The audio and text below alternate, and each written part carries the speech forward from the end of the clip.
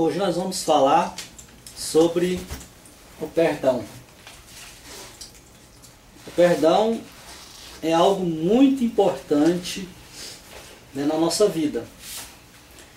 A nossa salvação, ela depende da forma que nós agimos, né, com o perdão. Nós vamos aprender a necessidade que há, né, em perdoar. Isso é algo que as pessoas têm dificuldade. Muita gente tem dificuldade em fazer porque não compreende como fazer. O perdão se tornou algo tão difícil de se praticar por, né, ter poucas explicações a respeito do perdão. Se cobra muito o perdão, mas se ensina pouco acerca de como fazer, né, esse perdão, como perdoar as pessoas. Nós vamos ver que o perdão é uma necessidade, nós não podemos ficar sem ele. Mateus, no capítulo 6, tem 2 versículos que fala a respeito desse assunto.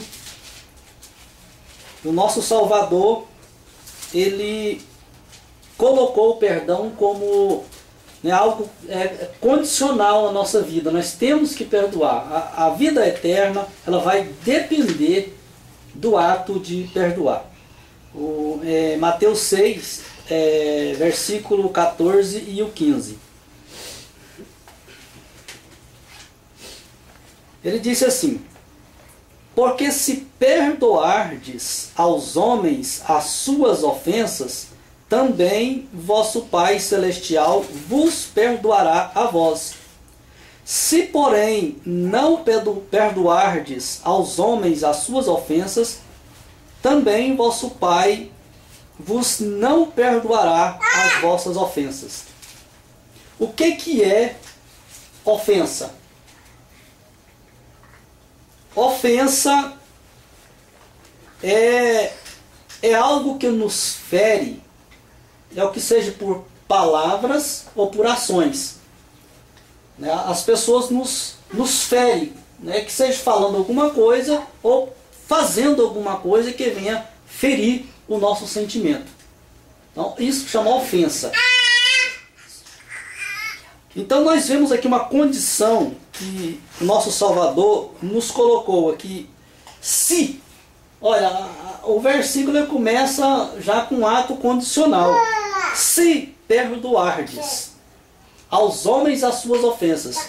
Se você perdoar as pessoas que te feriu, o nosso Pai Celestial também vai te perdoar naquilo em que você feriu ele. Feriu a santidade dele. Não há ninguém nessa terra que não venha ferir a santidade do nosso Criador. Não existe ninguém. Todos nós somos pecadores. Todos nós pecamos. Nós estamos constantemente ofendendo, né, ao nosso Criador.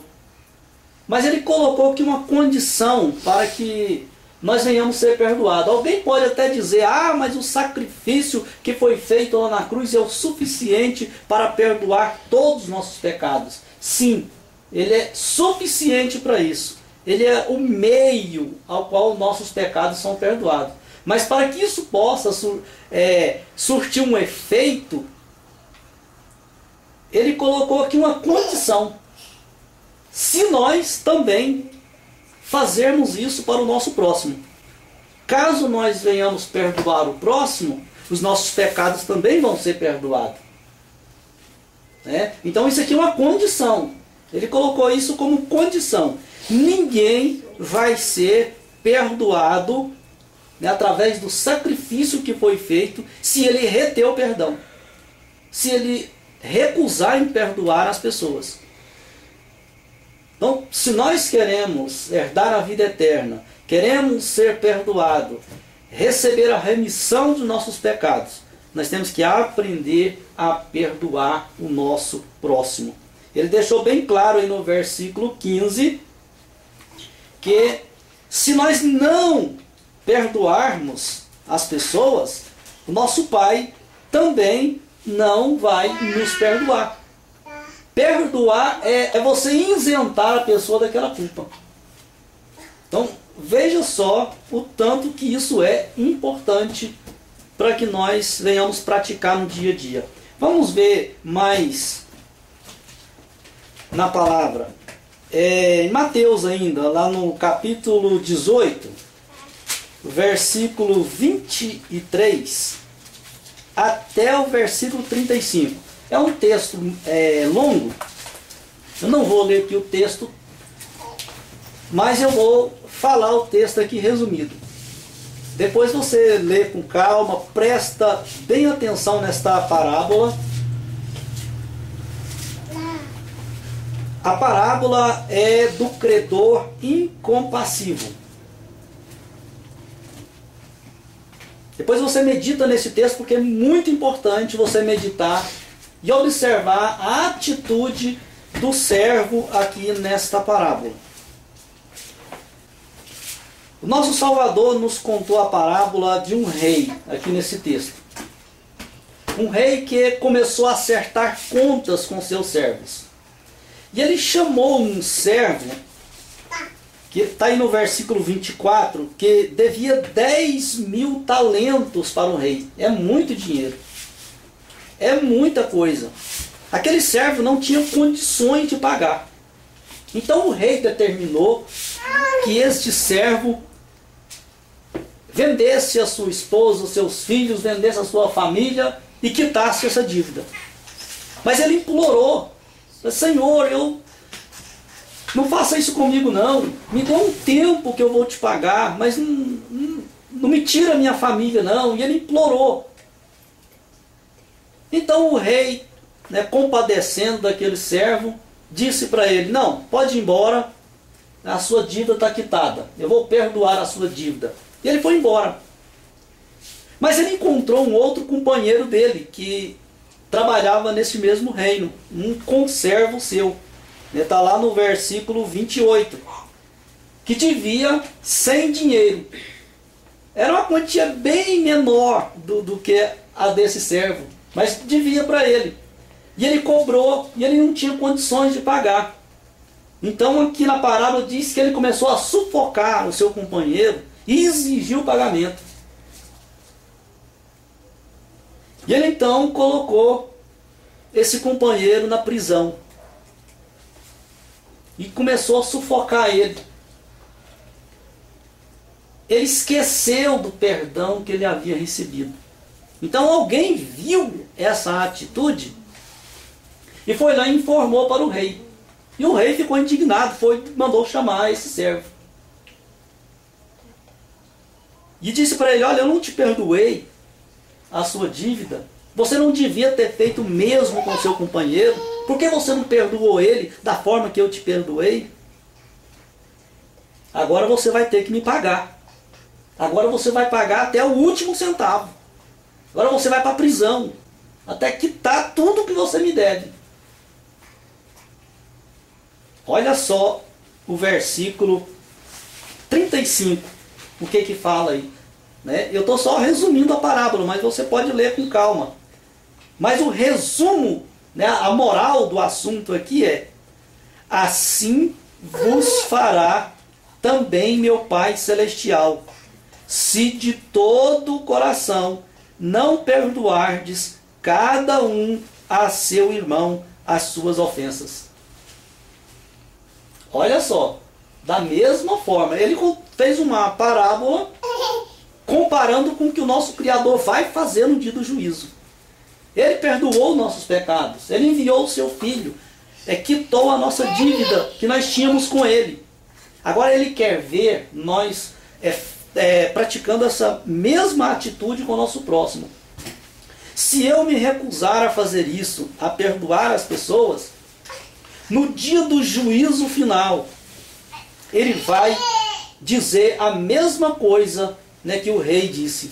Agora eu vou ter que acertar contas. Ou seja, aquele perdão que ele deu vai ser cancelado nesse dia. E eu vou ter que pagar a minha dívida. E eu vou pagar caro. Ou seja, eu não vou mais herdar a vida eterna.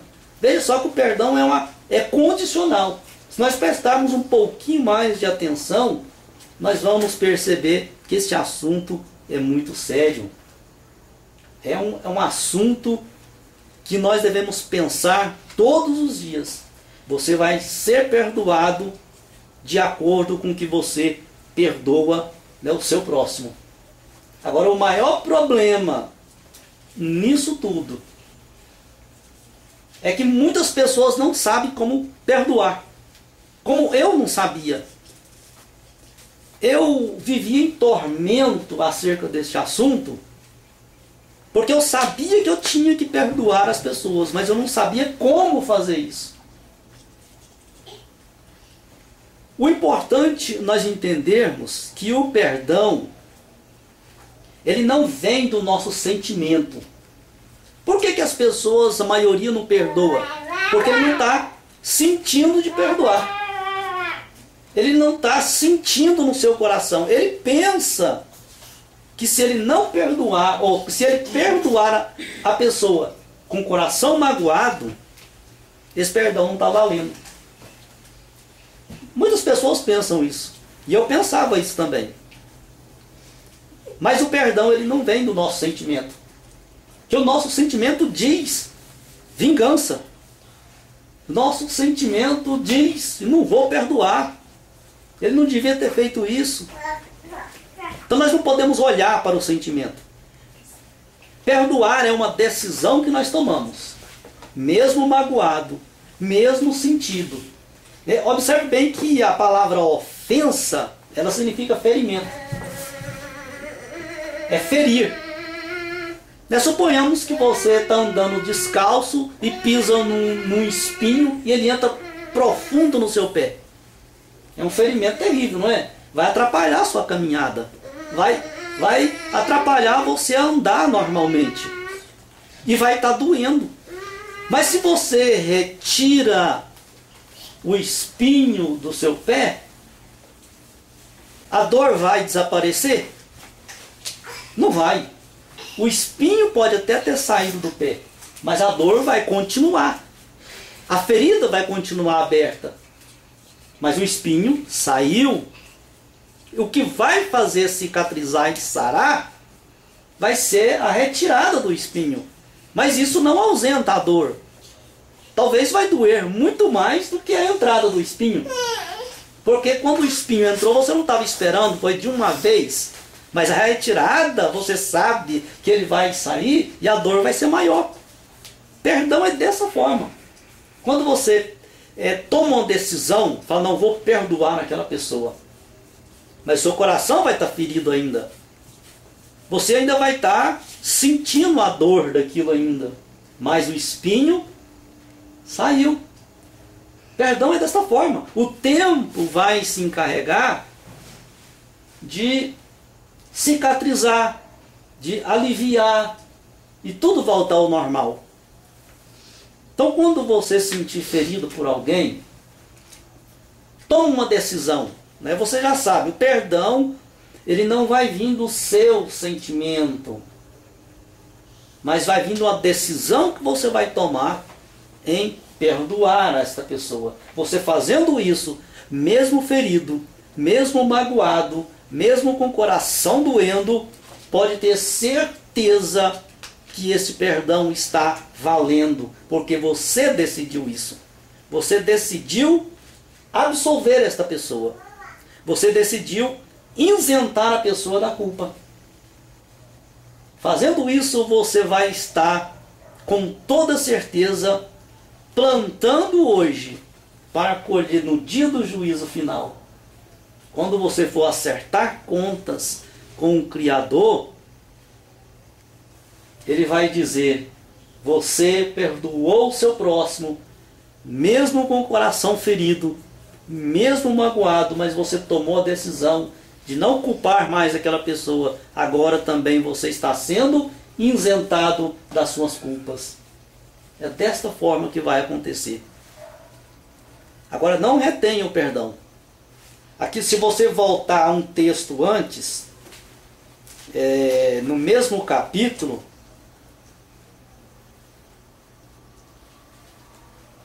você vai na parte que também fala sobre perdão.